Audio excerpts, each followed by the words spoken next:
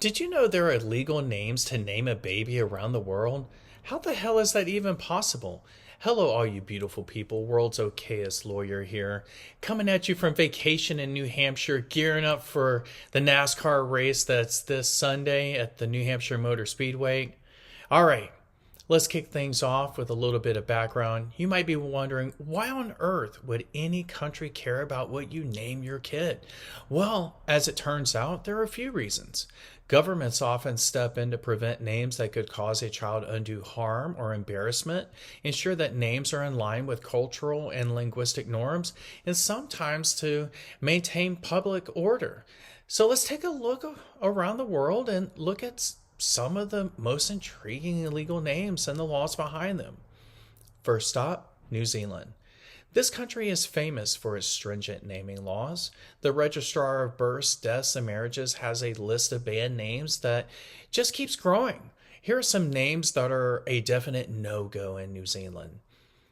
Lucifer, Anal, V8, For Real, and I mean the number 4. Queen Victoria, Stallion, Hitler, Messiah, Majesty, and Knight, like you're about to go right around the countryside in Middle England. The law here is quite clear.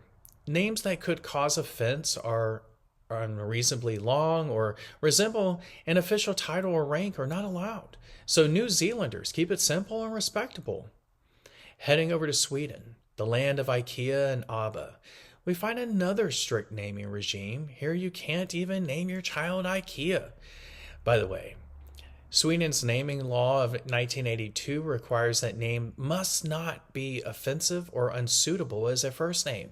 Here are some names that Sweden has rejected: Metallica, Superman, Elvis, IKEA, Veranda, Q, just the letter Q, Token, like, the coin, and maybe something else, Ford, Michael Jackson, Google. A fun fact, the name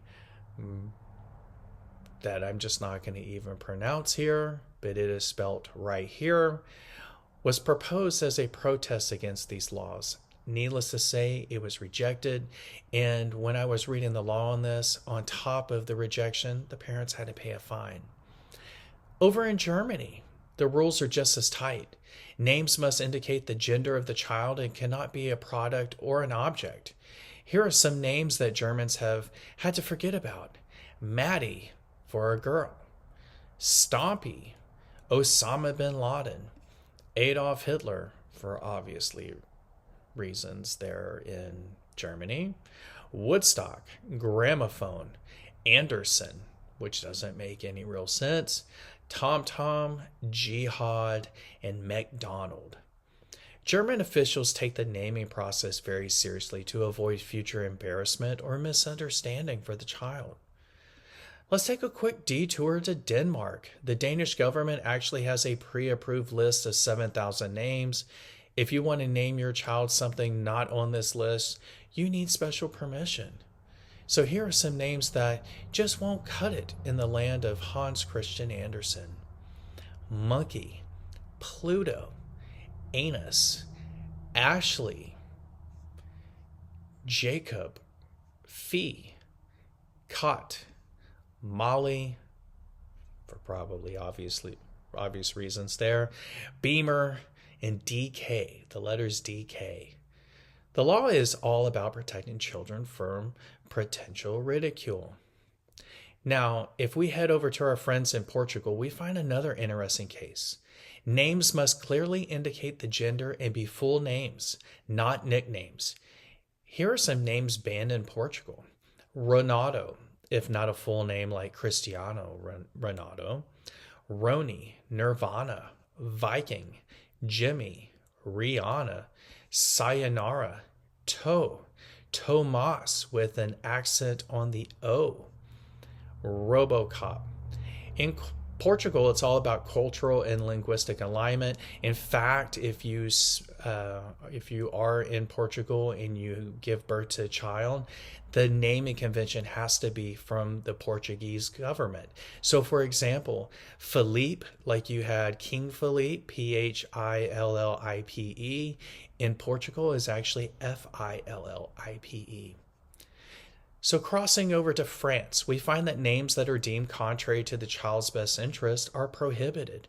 Here are some names you can't use in France: Nutella, Strawberry, Mini Cooper, Prince William, Manhattan, Joyeux, which means happy, Demon, Frace or Frais, MJ, like how you would what you would call Michael Jordan, and Griezmann Mbappe. France focuses on protecting the dignity and welfare of the child, but some of those names are names similar to what we have seen come out of Hollywood with child name of Apple. So Strawberry doesn't cut it in France. I'm kind of curious if Apple would have cut it in France. Maybe if there was a celebrity involved, it would have been all right.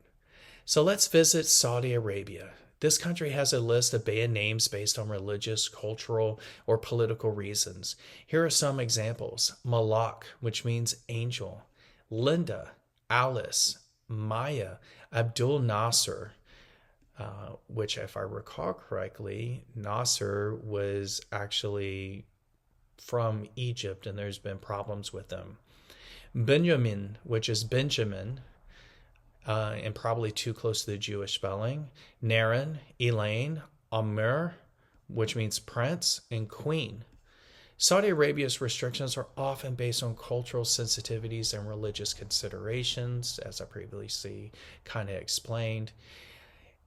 In Iceland, however, names must conform to the grammar and pronunciation rules of the Icelandic language. Here are some names that are off limits there: Harriet, Duncan, Zoe, Enrique, Ludwig, Camilla, Eva, Caesar, Clara, and Lady. The Icelandic Naming Committee ensures names fit the linguistic and cultural framework. What you should be hearing is that people should be named with Icelandic names in Iceland, and probably going back to the Old Norse language. So Thor, for example, would probably be okay. And finally, let's talk about Malaysia. Names that are insulting, inappropriate, or contain titles are banned. Here are some examples: Chow Tao, which means smelly head; Hokkien Mee, a type of noodle dish; Achuar, which means snake, and that might be Chawar; Kyo Ku, which means hunchback; Sor Chai, which means insane. Malaysia's rules are often ensuring names are respectful and appropriate. So there you have it, a whirlwind tour of 85 illegal names around the world.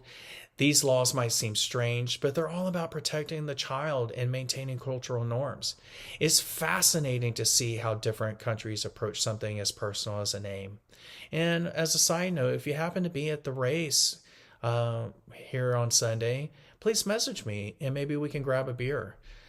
Like what I had to say, please be sure to follow, like, subscribe, and leave a review. I cannot thank you enough for listening to what my world's okayest opinions are.